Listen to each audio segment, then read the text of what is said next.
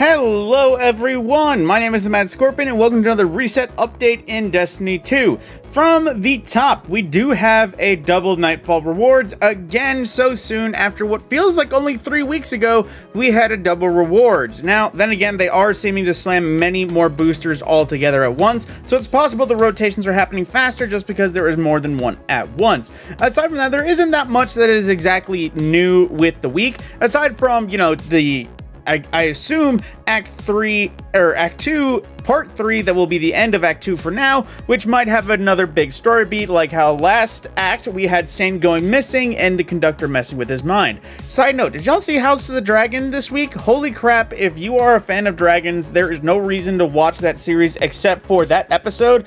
No joke, there's literally like 12 minutes of nothing but dragon. Aside from that, getting back on track, for the Nightfalls in the same frame, we do have the Exodus Crash Nightfall, which was officially reworked for this season. It is almost the exact same, if not, it was made a little bit more streamlined. As a few mechanics were adjusted, there is a barrier or two in place for prior moments, but aside from that, it is mostly the same Nightfall altogether, aside from maybe the boss fight, in which that the boss fight, instead of it constantly going, you know, invis disappearing and coming back, invis disappearing, coming back, it seems like once he hits a wall, he disappears, he comes back, but then he is here for the rest of the fight.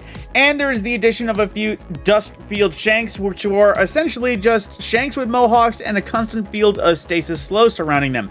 So there is some things to look out for, aside from just a different layout or in a few places, so to speak. And on top of that, there is the Warden's Law that is available, which is of course the heavy burst hand cannon that was the first of its new kind back when it came out, a kinetic frame, or in the kinetic slot, excuse me, that does have some unique roles that pretty much can place it either in a PvE god tier or PvP god tier, depending on what you get. And of course, Lucky Pants with it is a nice role to go for, and of course, there being the Adept version to aim for. On the aims of the Crucible sides, for the Crucible Labs, we have Havoc Supremacy, which is Mayhem, slightly less Mayhem, but also with Supremacy, which is, of course, collect the crest off of fallen enemies and deny them from fallen friends. Aside from that, we do have 66 for Team Momentum Control, which is basically hardcore Crucible, then Basic Control 6v6, and then for the others, we have Elimination 3v3, Competitive, as well as the usual Rumble. Note that Bungie changed Showdown to Elimination, it seems. For the main week rotators, the exotic mission is the Star-Crossed mission, fresh from last season, which is the Wish Keeper exotic mission, going back to the Black Heart and fighting essentially the Undying Mind and Tyrannus's old, well, Black Garden lair. Aside from that, though, it is a pretty unique bow if you're into Stasis and Suspend and wish to find more places than that, although I'm not sure if Wish Keeper is higher than other Strand exotics at this time. I haven't used it too much to say for certain. But the raid, speaking of Wish Keeper, is the Last Wish raid, which is almost kind of iconic that they happen at the same time. Per the usual, it is all challenges active. Every encounter can be farmed infinite number of times, including the Rivet encounter giving you multiple keys, and then going for a Queen's Walk to hopefully get a chance at 1,000 voices. The fusion rifle that spews beams of hot liquid death. Aside from that, though, the dungeon is the Spire of the Watcher dungeon, which, while it does have a master mode available that you can farm Artifice armor from, I'd recommend just kind of holding it off. This one seems like a bit more of an annoying one to farm for, you know, actual Artifice farms, but you do have access to any of the Tex Mechanical weapons, a few of the old 7th Seraph weapons from Season 10, rebranded, as well as access to the Hierarchy of Needs bow, which, again, this is a very good bow in the right build, mostly only a solar build, but at the same time, I am a big fan of it, and I've been using it in as many GMs as I can when it stands out, plus when it is a little bit more of an underwhelming choice, and it's still that powerful. Moving into the raids, the Salvation's Edge Challenge Week is still going on because Bungie extended it just for the sake of Triumph supposedly being a little bit more buggy still. But aside from that, moving into the feature raid, like I said, Last Wish is currently the featured raid, which means that all challenges are active and, again, infinitely farmable in case you want to go for it. Now, before I get into the rest of the raid challenge modes, I just want to note that Crota's End seems to be bugged right now because the potential reward does seem to be intellect focused, which usually only comes from the source of master mode raids. And on that same note, I'm looking at my loadout here, and it says that challenges are at the same time not available and all challenges are active. But again, I don't see any active modifiers here, so I think Crota's End might be a little bit broken. I haven't noticed that in the This Week at Destiny, and I definitely know I recall Crota's End being a little bit wonky last week, so just keep that in mind before you actually go into Crota's End looking for any challenge modes. But getting into the rest of them, the Root of Nightmares is Cosmic Equilibrium, which is basically the third encounter challenge. Then King's Fall, just skipping past Crota's End again, is Gaze Amaze, which is Golgoroth challenge. Vow of the Disciple is the Looping Catalyst, which is Rolk challenge. Vault of Glass in Strangers in Time, which is the Gatekeeper challenge. The Deepstone Crypt is Copies of Copies, aka Atrax challenge. And Garden of Salvation is 0 to 100, which I can remember being the Sanctified Mind Catalyst, aka the final boss catalyst. But challenge. But from that point again, Last Wish is active, so that is all challenges active, in case you're wondering where that is. But on the same note, again, Salvation's Edge, Master Mode is rewarding you recovery-focused armor, and supposedly, like I said, Crota's End is rewarding intellect, even though it isn't the weekly featured raid, and Master Mode is, again, not available there.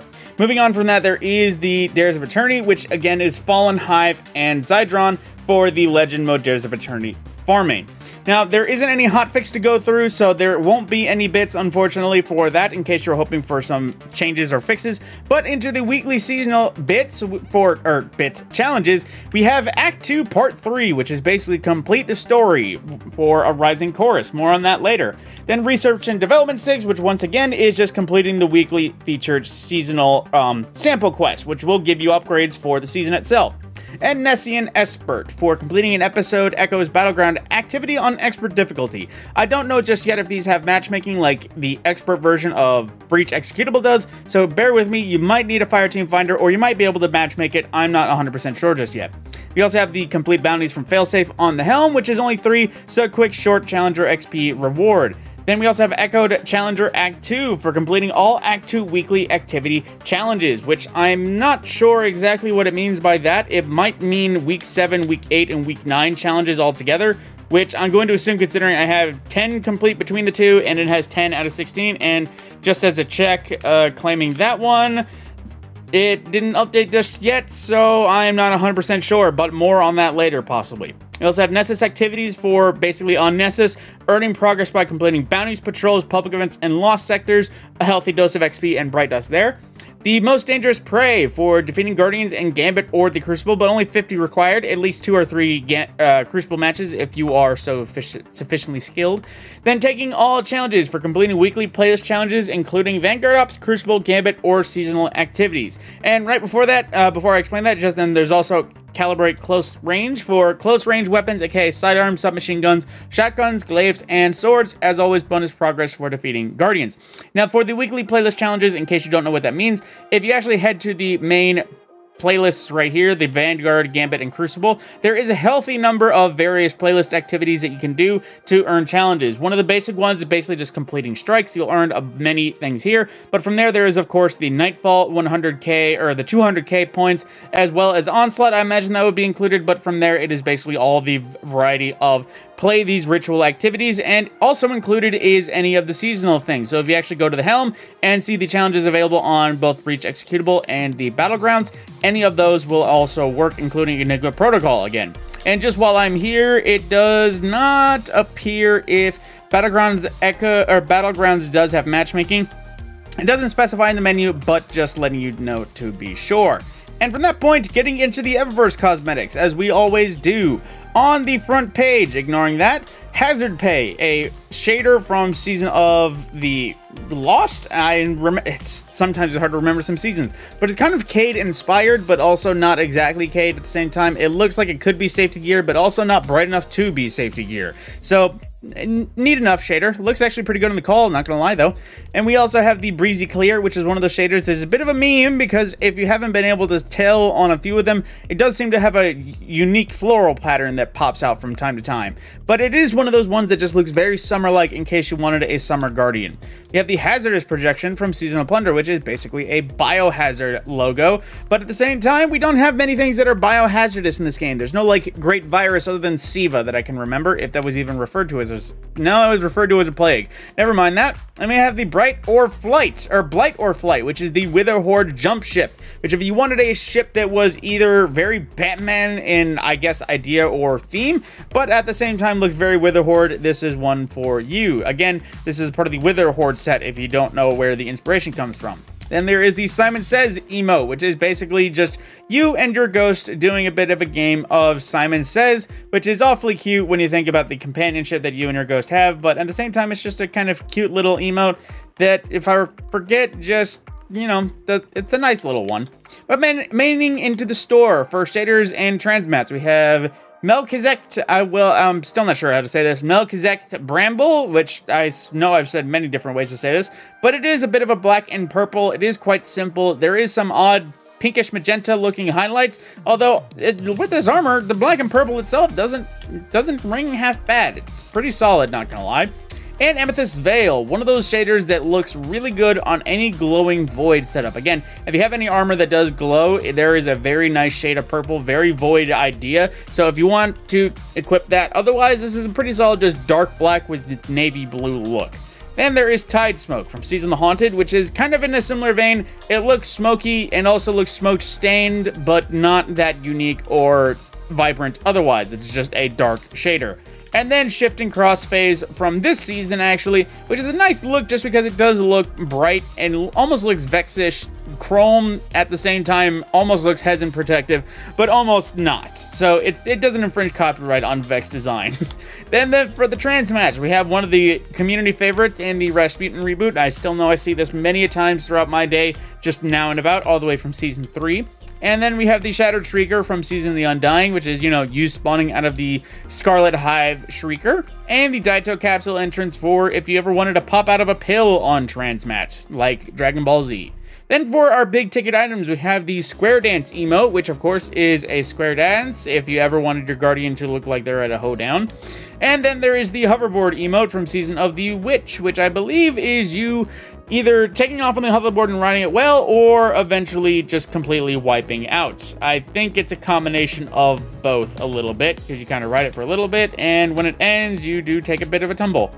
And you have the Obdurate Economy, which I'm not sure if I said that right, but this was the minivan Sparrow, or the minivan jump ship that came along with the 30th anniversary event, which while it does look like it's able to carry a family of 4 all the way across the galaxy, it also looks like they have some missile pods for anyone that wants to F around and find out. But then we also have the Junkyard Steed from Season of the Lost, which it is very apropos in its name. Very rusty, but still very functional minimalistically. Then the Astrological Shell from Season of the Defiant, which it's, you know, partially awoken, but also not all the way. It is, you can tell it's awoken, but it also doesn't look like the usual awoken. There is no real way to describe this shell other than that. And the last, but one of the greatest, it is the Braytech M6 ornament for the Forerunner, which, fun fact, if you wanted to hear a bit about sidearms, a lot of people are comparing Forerunner to Buried Bloodlines in my latest video, even though they aren't at all the slightest in their same degree, aside from being special ammo sidearms. But I digress. A very good looking ornament for the Forerunner that does spice up and add some color to it, doesn't add much in terms of physical changes, although if you just wanted more than the plain white, there is some nice Braytech color design to it to, you know, liven it up. And lastly, as always, the spicy ramen projection that I might get just because Cade, but Cade only has so much guys on what I spend my money on. But from that point, that is the weekly update. Of course, I will going through the seasonal story, and I might actually be streaming some witness kills after this, because I would like to farm for Euphony, considering, again, it's pretty hard for me to put a team together nowadays. But aside from that, my name is TheMadScorpyon. I hope you enjoyed, and I will see you in the next video.